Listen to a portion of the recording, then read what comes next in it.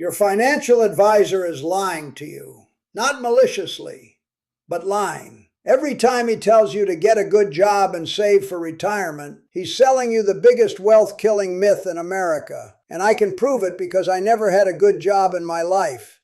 And at 74, I'm wealthier than every boss I ever worked for combined. I'm Harold Ashford, 74 years old, worth over $1.2 million. And I built every penny of that after age 65.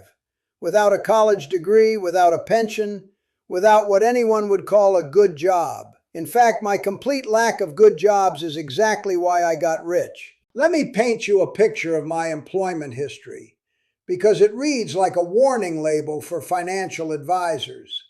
At 22, I was unloading trucks at a furniture warehouse in Akron, Ohio.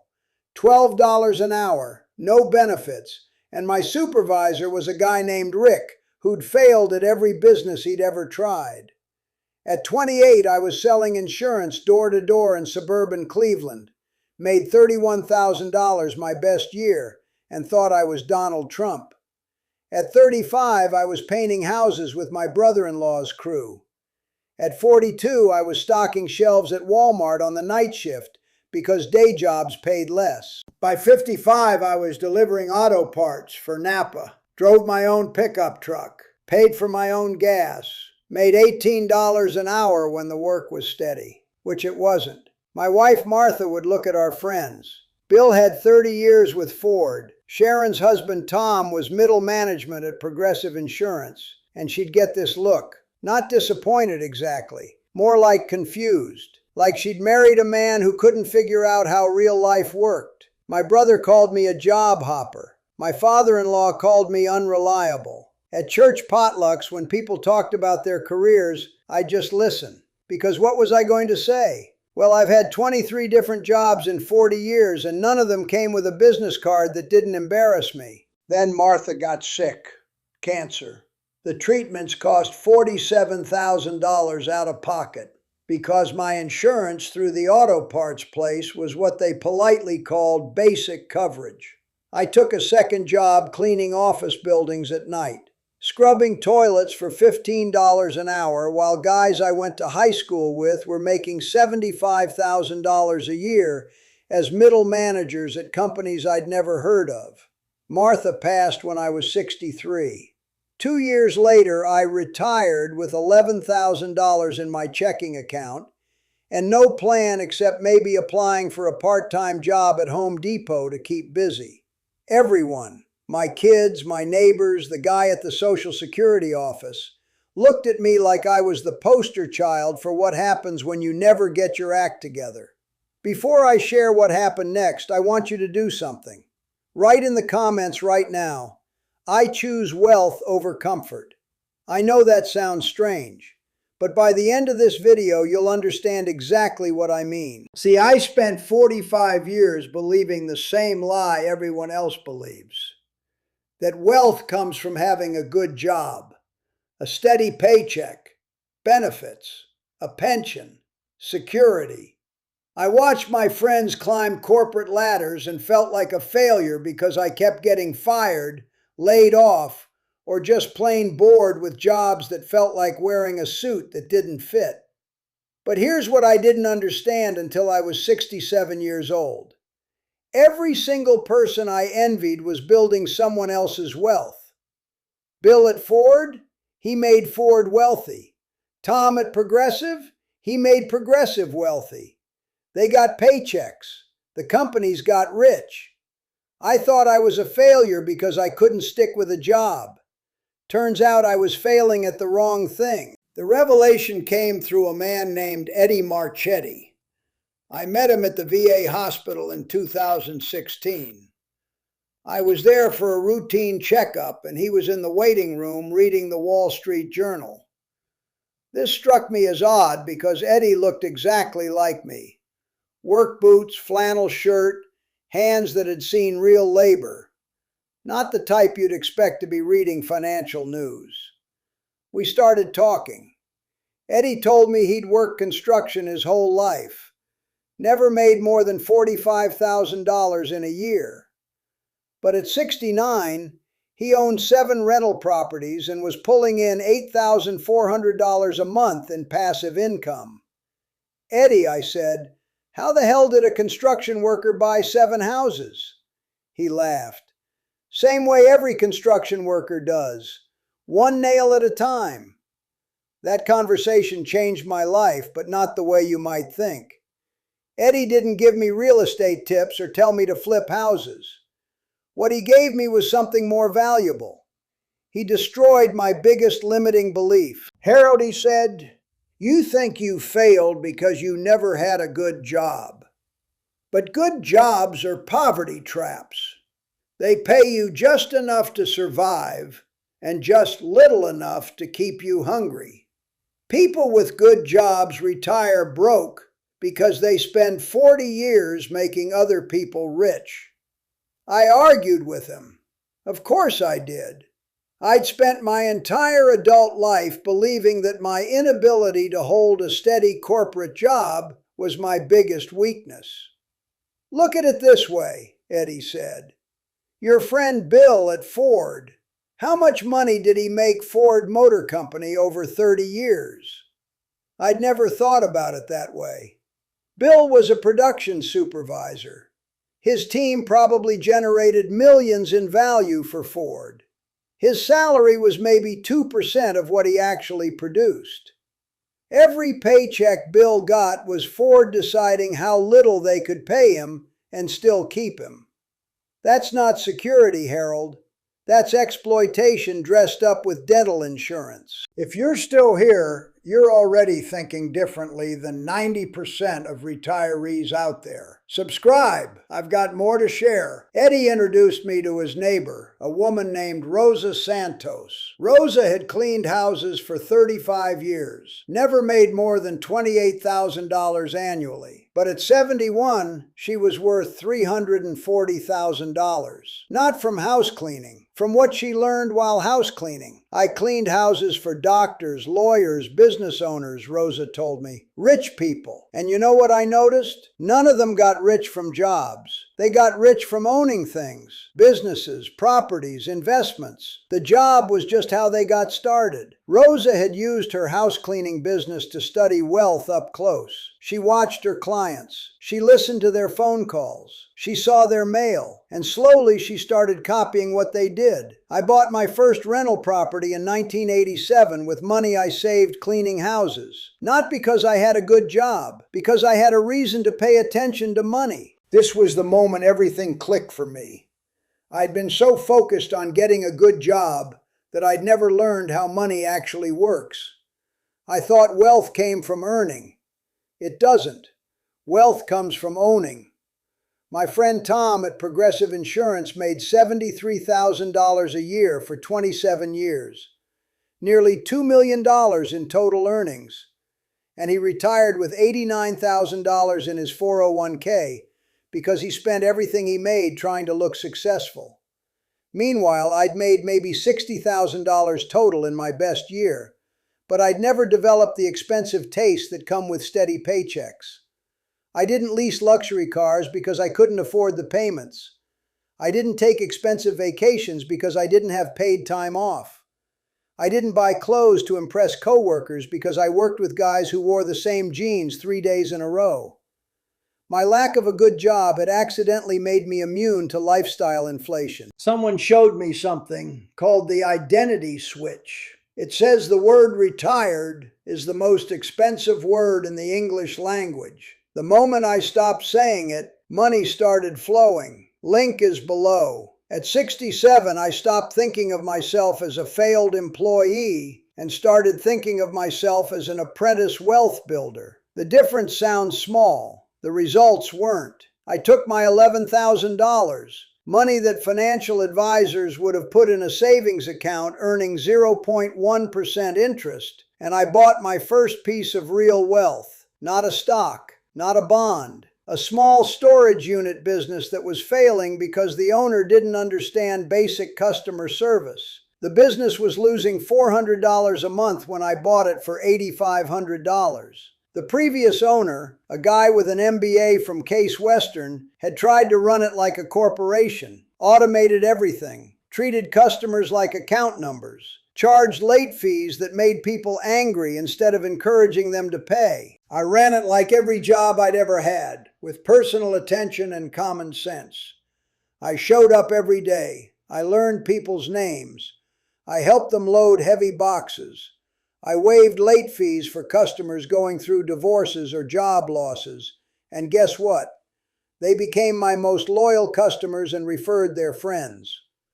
Within 6 months, that storage business was making $1,100 a month profit. Not revenue, profit. After expenses, taxes, everything. That's $13,200 a year from an $8,500 investment. Try getting that return from a savings account. But the real transformation wasn't financial. It was psychological. For the first time in my life, I wasn't working for someone else's dream. I wasn't making someone else rich.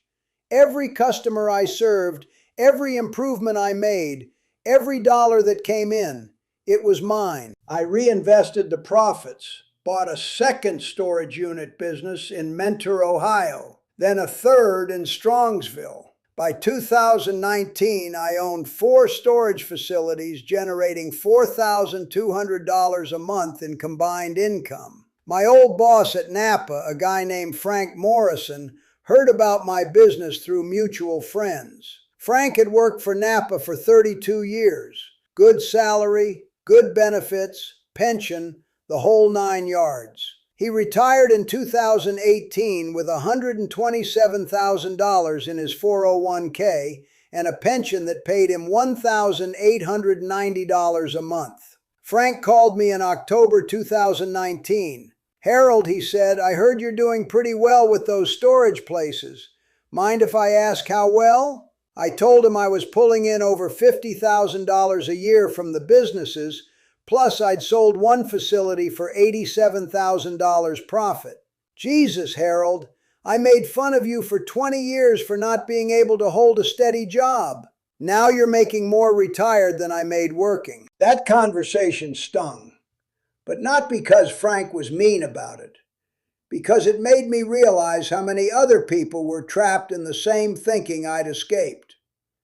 Frank was a good man, worked hard his whole life, did everything right according to conventional wisdom, and conventional wisdom left him broke.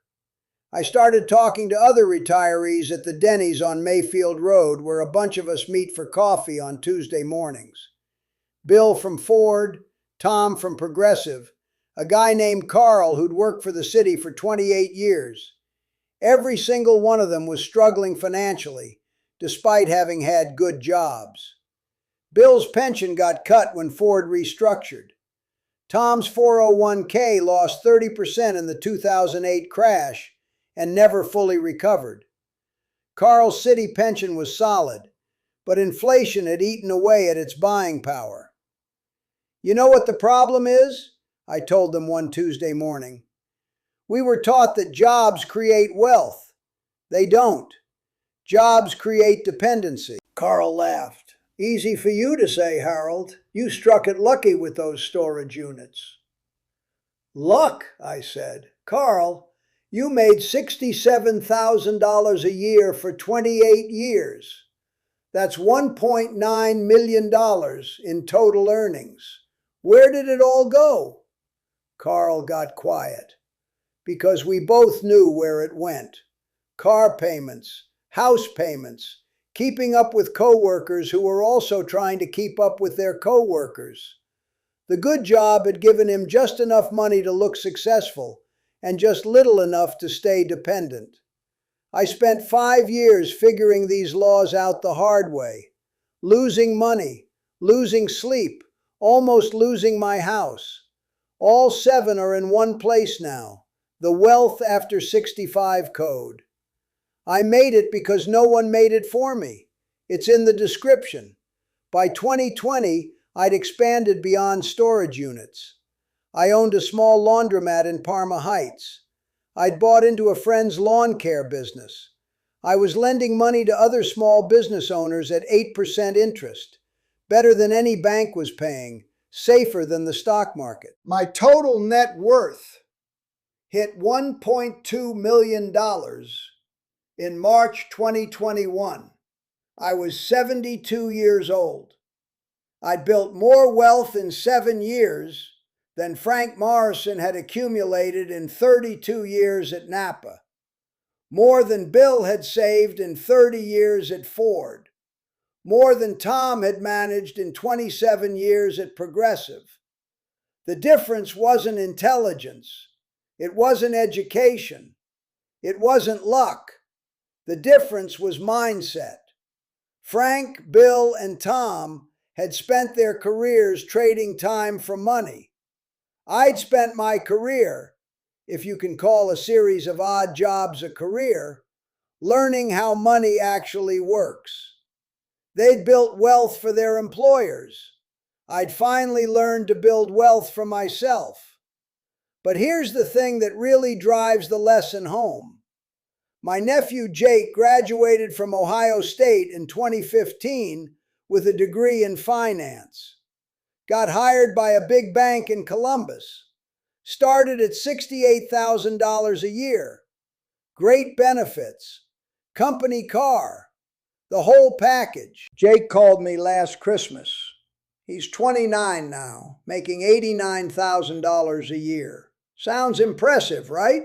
But he's got $47,000 in student loans, $23,000 in credit card debt, and $380 left over each month after his bills. He asked if I could loan him $5,000 to catch up on some payments. Meanwhile, I'm pulling in $67,000 a year from businesses I own, with no debt, no boss, and no commute. Jake has the good job everyone said I should have wanted. I have the wealth everyone said the good job would provide. The irony isn't lost on me. The nephew with the finance degree is broke. The uncle who never figured out how to hold a steady job is financially free. I tried to explain this to Jake, but he couldn't hear it. He's still trapped in employee thinking. He measures success by salary and title, not by net worth and freedom. He thinks wealth comes from climbing ladders instead of building them. This is the tragedy of good jobs. They teach you to think like an employee forever. They train you to trade your most valuable asset, time, for money that someone else controls. They make you grateful for small raises while the company gets rich from your efforts. I never learned to think like an employee because I was never a good employee. I couldn't sit still in meetings. I asked too many questions about why we did things certain ways. I suggested improvements that made managers uncomfortable. I was, by every corporate standard, unemployable. Turns out, unemployable people make the best entrepreneurs because we never developed the learned helplessness that comes from steady paychecks. Every failed job taught me something valuable. Getting fired from the insurance company taught me about sales and persistence. Getting laid off from the furniture warehouse taught me about inventory and logistics. Bouncing between construction jobs taught me about project management and customer relations. People with good jobs learn one skill very well. People like me learn a dozen skills adequately. Guess which approach is more valuable when you're building your own wealth? My friend Rosa, the house cleaner who built $340,000 in assets, puts it perfectly. Rich people hire employees to do the jobs they're too smart to do themselves. Employees spend their lives doing jobs for people who are too smart to be employees. That's not a criticism of employees. Most people need the security of a steady paycheck, and there's nothing wrong with that. But let's stop pretending that good jobs are the path to wealth. They're the path to comfortable poverty. True wealth comes from ownership, owning businesses, owning real estate, owning assets that generate income, whether you're working or not. And the best time to start building that ownership is after 65, when you finally have the experience and wisdom to recognize real opportunities. I meet people all the time who say, "Harold, I wish I could do what you did, but I'm not an entrepreneur." Neither was I. I was a guy who got fired from jobs for 45 years. But getting fired taught me that security is an illusion. and that the only real security comes from controlling your own income. You don't need to be smart to build wealth after 65. You need to be willing to think differently than everyone else your age. You need to stop measuring success by how steady your paycheck is and start measuring it by how much money works for you while you sleep. The storage unit business I bought for $8,500 is worth $94,000 today. It generates income 24 hours a day, 7 days a week. It doesn't call in sick. It doesn't ask for raises. It doesn't quit to work for the competition. It just quietly makes money while I'm sleeping, eating breakfast, or visiting my grandkids. That's real security. Not a pension that can be cut or a 401k that can crash. Assets that you own and control. Before you go, write this in the comments. I refuse to be average, because average at 65 is broke, and you're not going to be broke. Here's what I learned at 74 that I wish I'd known at 24. Never having a good job was the best thing that ever happened to me. It forced me to think like an owner instead of an employee. It taught me to recognize opportunity instead of settling for security. It made me unemployable in the best possible way. 65 is not the end. It's the starting line, and you've got more laps in you than you think.